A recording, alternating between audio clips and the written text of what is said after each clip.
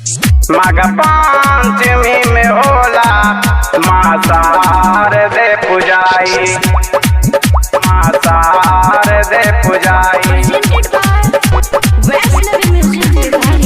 माघ पंचमी में होला माँ शारदे पुजाई, माघ पंचमी में होला माँ शारदे पुजाई, माघ पंचमी में होला माँ शारदे पुजाई।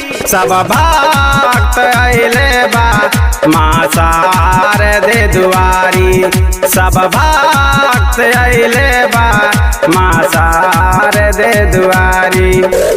तोहरा बिना जग में नइखे बजबैया, अब तोहरा बिना जग में नइखे बजबैया।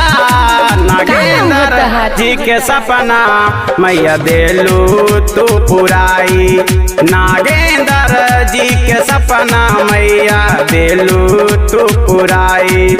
माघ पंचमी में होला माँ शारदे पुजाई, माघ पंचमी में होला माँ शारदे पुजाई। माँ तोहरा गाला से गावत सब गवैया, माँ तोहरा गाला से गावत सब गवैया। संजय गावत बारे स्वर में हो जाना सैया, संजय गावत बारे स्वर में हो जाना सहैया। माघ पंचमी में होला माँ शारदे पुजाई,